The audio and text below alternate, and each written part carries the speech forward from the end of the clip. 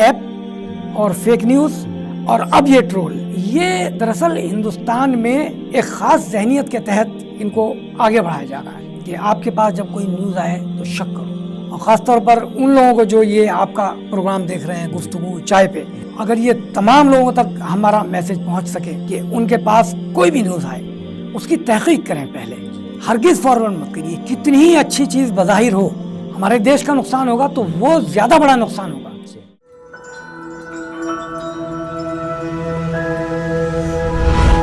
MS Education Academy, preparing world-worthy individuals.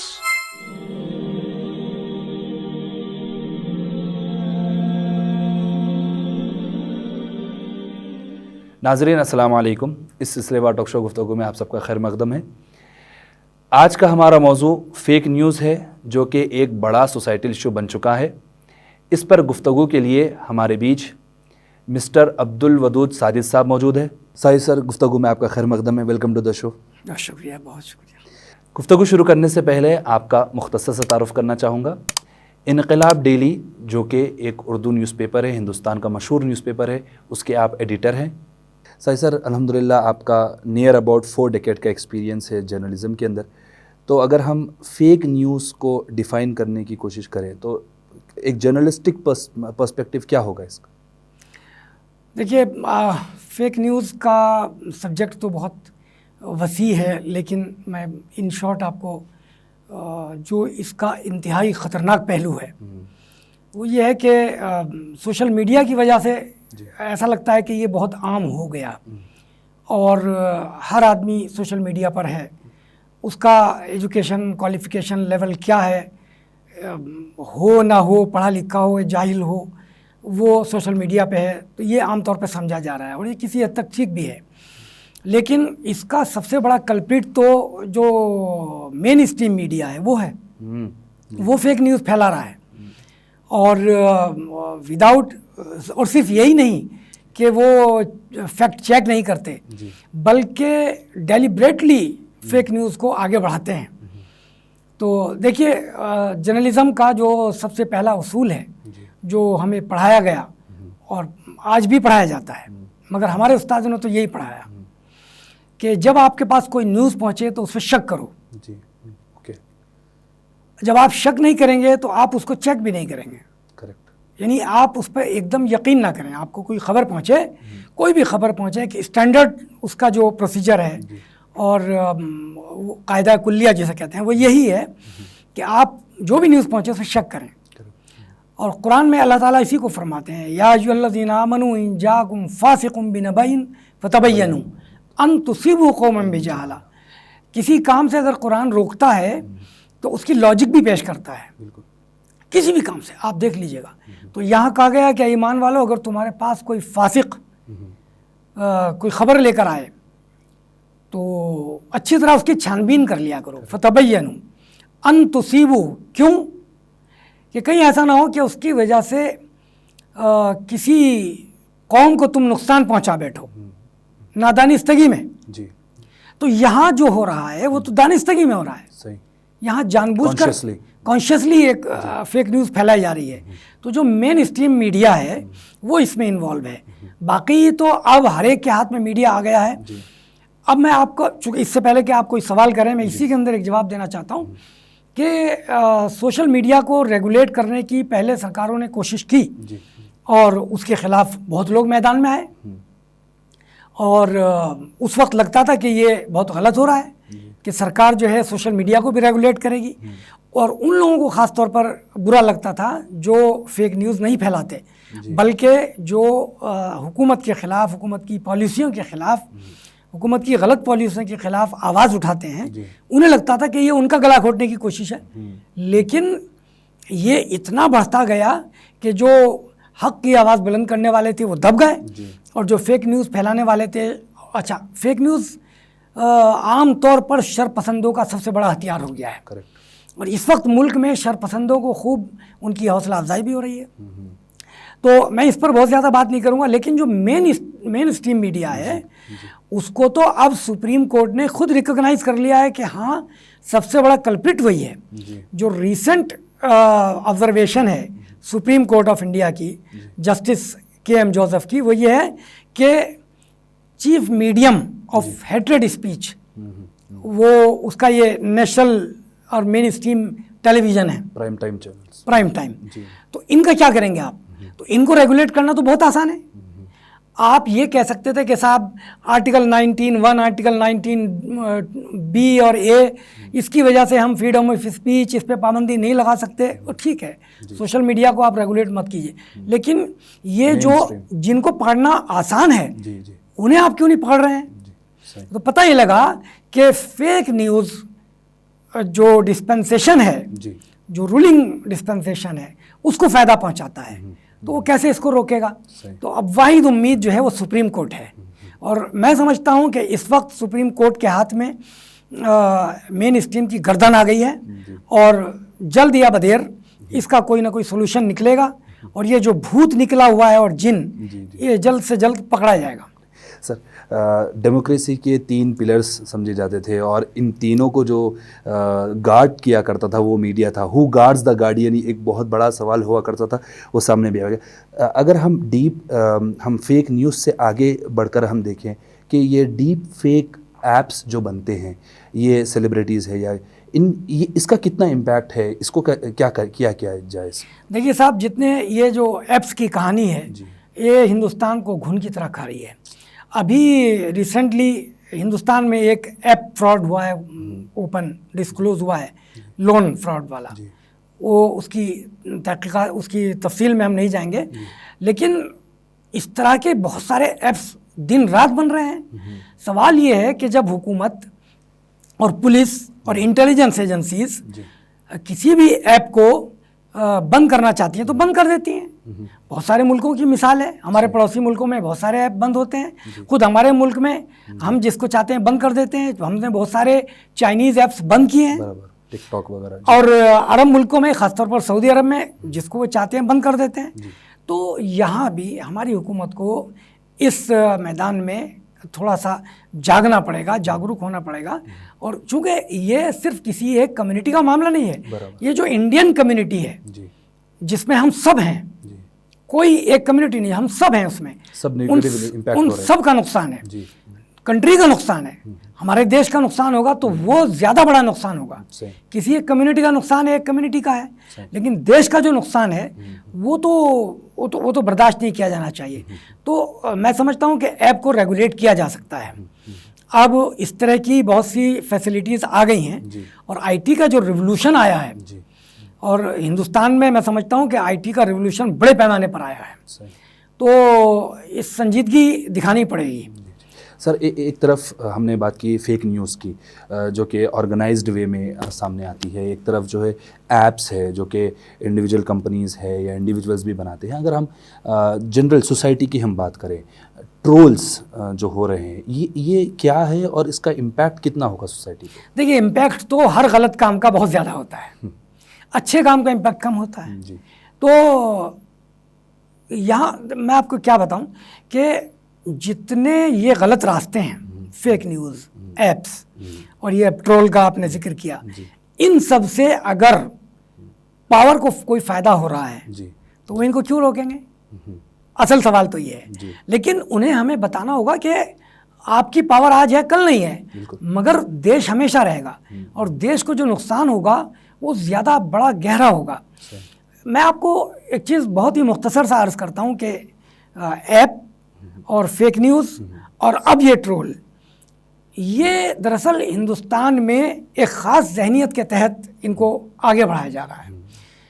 Target एक community है और शरपसंद उसको खूब उछालते हैं, खूब उठाते हैं, खूब ले जाते हैं। तो जब तक अब देखिए, सरकारी सतह पे इस पर बेदारी पैदा होने का मैं नहीं समझता कि कोई सवाल है। इसमें बेदारी हमें और आपको और आवाम को, जो पब्लिक है, उसी को पैदा करनी पड़ेगी। उसी को सरकार से अपने मुतालबा करना पड़ेगा कि अच्छा, ट्रोल का क्या है। ट्रोल इतना आसान हो गया है आजकल, और अब तो ऑर्गेनाइज वे में ट्रोल हो रहा है। बाकायदा एक बड़ी बड़ी टीमें रखी जाती हैं, जिनके पास पैसा है वो बड़ी बड़ी टीमें रख के और ट्रोल करा रहे हैं। तो वो जो आपने बात कही कि कितना इम्पैक्ट हो रहा है, इम्पैक्ट बहुत हो रहा है। नौजवानों के जहनों पे बहुत ज़्यादा इसका असर हो रहा है। वजह क्या है कि बहुत थोड़े थोड़े पैसे में ये एंड्रॉयड फ़ोन आ जाते हैं। बेरोज़गारी इस वक्त बहुत है, नौजवानों के जहनों में जो जहर भर दिया गया है, उनका जहन बेरोज़गारी से हटाने के लिए वो बहुत तेज़ी के साथ काम कर रहा है, बल्कि वो मल्टीप्लाई हो रहा है, एक्सपोनेंशियली बढ़ रहा है। तो उसमें तो जब तक अवामी बेदारी नहीं आएगी उसका कोई हल निकलेगा नहीं। सर, हमने 3 बड़े इश्यूज़ पे बात की। अगर हम इसके पॉसिबल सॉल्यूशंस के ऊपर नज़र देखें तो ख़ास तौर पे जो प्रोफेशनल जर्नलिस्ट है और जो फैक्ट चेकर्स का काम करते हैं, इनका क्या रोल रहेगा सोसाइटी के अंदर? देखिए, आपने फैक्ट चेकर्स की बात की। हिंदुस्तान में ये बिल्कुल ही एक नई चीज़ थी। 3-4 इंडिविजुअल्स ने, 3-4 फिर कुछ इंस्टीट्यूशंस बनाए छोटे मोटे, ये कोई बहुत बड़े पैमाने पे अभी नहीं हुआ काम ये, चूँकि इसको बड़ी ऑर्गेनाइजेशन फंड नहीं करती, इंडस्ट्री फंड नहीं करती, सरकार के तो फंड करने का सवाल ही नहीं है। तो जो छोटे मोटे हम और आप किस्म के लोग मिल बैठ के एक फ़ंड करते हैं, चूँकि इसमें फ़ंड बहुत लगता है, इसमें टाइम लगता है, इसमें एक बाकायदा एक बहुत बड़ी बैक टीम बनानी पड़ती है। तो 2-4 फैक्ट चेकर्स हैं हिंदुस्तान में, उन्होंने बहुत बड़ा काम किया है। उन्होंने सबसे पहला जो है ना वो मुल्क के मफाद में काम किया है, कंट्री के इंटरेस्ट में काम किया है। उनको क्या मिलना चाहिए था? उनको शाबाशी मिलनी चाहिए थी और उनकी बैक मजबूत की जानी चाहिए थी। लेकिन हम हाल के ही दिनों में हम देख चुके हैं कि जो अच्छा काम कर रहे थे फैक्ट चेकर्स, उनको सज़ा मिली, उनको पकड़ के बंद कर दिया गया। जिनके खिलाफ उन्होंने फैक्ट चेक करके सामने रखा वो खुले घूम रहे हैं। तो फैक्ट चेकर्स का हिंदुस्तान की सियासत में भी और हिंदुस्तान के मीडिया में भी बहुत बड़ा रोल होने वाला है और ये बढ़ता ही जा रहा है। और ख़ुशी की बात यह है कि बावजूद इसके के दबाने की कोशिश की जा रही है, ये सामने आ रहे हैं लोग। और ये किसी एक ख़ास कम्युनिटी की बात नहीं है। फैक्ट चेकर्स में ज़्यादातर सेकुलर किस्म के दूसरे लोग हैं, उसमें कोई एक कम्युनिटी का सवाल नहीं है। तो उनका एक बहुत बड़ा रोल होने वाला है हिंदुस्तान में, लेकिन वो अभी बहुत थोड़े हैं तादाद में। जो फेक न्यूज़ ऐप ट्रोल, वो एक बहुत बड़ा ऑर्गेनाइज्ड उन्होंने वो बना लिया है कॉकस। लेकिन जो फैक्ट चेकर्स हैं उनकी ताकत अभी ज़रा कमज़ोर है। लेकिन मुझे लगता है कि हिंदुस्तान की जो मिट्टी में एक ख़ासियत है, आने वाला कल जो है वो हकीकत को ही तस्लीम करेगा। सर, ये तो बात हुई प्रोफेशनल्स की। अगर हम सोसाइटी की बात करें, हम आपकी बात करें, इंडिविजुअल्स की बात करें, तो ये लोग फेक न्यूज़ को और फेक ऐप्स को या फिर ट्रोलिंग को, इससे अपने आप को कैसे बचाएं और बचाना क्या ज़रूरी है? देखिए, बचाना तो बहुत ज़रूरी है, लेकिन जैसा कि मैंने आपसे अर्ज़ किया शुरू में कि जर्नलिज़म में हमें ये सबक पढ़ाया जाता है कि आपके पास जब कोई न्यूज़ आए तो शक करो। मेरे ख़्याल में आवाम को और ख़ास तौर पर उन लोगों को जो ये आपका प्रोग्राम देख रहे हैं गुफ्तगू चाय पे, अगर ये भी एक बहुत बड़ी फोर्स है आपकी, अगर ये तमाम लोगों तक हमारा मैसेज पहुंच सके कि उनके पास कोई भी न्यूज़ आए उसकी तहक़ीक़ करें, पहले समझें। और एक बहुत ही बेहतरीन और सुनहरा उसूल है कि आपके पास जब कोई भी चीज़ पहुँचे तो रिएक्शन पॉजिटिव या नेगेटिव, इमीडिएट नहीं। ये आपका दीन भी कहता है और इसका शरई तकाज़ा भी यही है, अखलाक़ी तकाज़ा भी यही है, कानूनी तकाज़ा भी यही है और हमारे मुल्क के मफाद में भी यही है कि कोई भी चीज़ सामने आए हम उस पर इमीडिएट रिएक्ट ना करें, सोचें पहले कि उसका नेगेटिव एस्पेक्ट क्या होगा, पॉजिटिव क्या होगा। और जब बात किसी हद तक पहुंच जाए, यकीन तक पहुंच जाए, तब उस पर आप कोई रिएक्ट करें। ये जो आजकल हो रहा है कि आपके पास कुछ आया आपने विदाउट फंडिंग कि ये है क्या, ये जाने बगैर आपने उसको फॉरवर्ड कर दिया। और आजकल तो ये रिक्वेस्ट ज़रूर आती है कि इसको अपने दोस्तों में फॉरवर्ड करिए। हरगिज़ फॉरवर्ड मत करिए, कितनी ही अच्छी चीज़ बज़ाहिर हो, प्राइमा फेशाई आपको लग रहा है कि ये बहुत अच्छी चीज़ है, आप एकदम फॉरवर्ड ना करें, चूँकि आपने अगर उसको पूरा नहीं पढ़ा तो हो सकता है कि नीचे जाके कोई बहुत बुरी चीज़ हो। और आजकल तो ऐसा आ रहा है कि आपने हल्का सा क्लिक किया तो आपके टेलीफोन के अंदर वो घुस गया वायरस या ऐप, और उसने आपकी तमाम इंटरनल जो इंफॉर्मेशंस है वो सब खींच ली। तो इससे बचना चाहिए, ये तो अवामी बेदारी उसका हल है। सर, अगर हम वो बच्चों की बात करें जो स्कूल्स में है अभी, इनका फ्यूचर सामने है, कंट्री का फ्यूचर सामने है, इनके लिए आपके पास क्या हिदायत होंगी इन चीज़ों से बचने के लिए? एक बड़ी मुश्किल ये आ गई है कि ख़ासतौर पर अब कोरोना के ज़माने में कि ऑनलाइन क्लासेस होने लगी, हालांकि उससे पहले भी हो रही थी, लेकिन अब वो बहुत ज़्यादा अब वो लेजिटमेट हो गई कि साहब ऑनलाइन क्लास, तो और वालिदैन मजबूर हैं बेचारे। तो मेरी राय ये है, वालिदैन से मेरी दरख्वास्त होगी कि ऑनलाइन क्लासेस की हद तक जी, उनके पास ये एंड्रॉयड फ़ोन ये Gadgets। और ये जितने गैजेट्स हैं ये रहें, उसके बाद आप उस पर नज़र रखें, उनसे ले लें। और बच्चों को आपको गुस्से में या चीख पुकार करके नहीं, आप उनको प्यार मोहब्बत से समझाएं, चूँकि जो कच्चा जहन है जी। वो आप उसको सुकून के साथ समझाएंगे तो जल्दी कबूल करेगा। आप उसको अंडर प्रेशर लेकर और स्ट्रेस में लाकर आपको समझाना चाहेंगे तो ये जो जनरेशन है वो किसी दबाव में नहीं आना चाहती, सही, चूँकि वो इस वक्त दुनिया को देख रही है, दुनिया उसके हाथ में है, तो मालूम नहीं क्या क्या चीज़ें आ रही हैं और ख़ुद ही पॉप अप हो जाती हैं। तो आपको बहुत ही कायदे से, आराम के साथ, आसानी के साथ बच्चों को समझाना होगा, प्यार और मोहब्बत के साथ समझाना होगा, उन्हें बताना होगा कि इस मुल्क का फ्यूचर तुम हो, और आज अगर हमने तुम्हें नहीं समझाया तो हम तो कल चले जाएंगे और तारीख़ हमें बुरा भला कहेगी, लेकिन नुकसान तुम्हें भी होगा, क्योंकि जब देश का नुकसान होगा तो तुम्हारा भी नुकसान होगा। तो बहुत ही प्यार मोहब्बत के साथ समझाने की ज़रूरत है।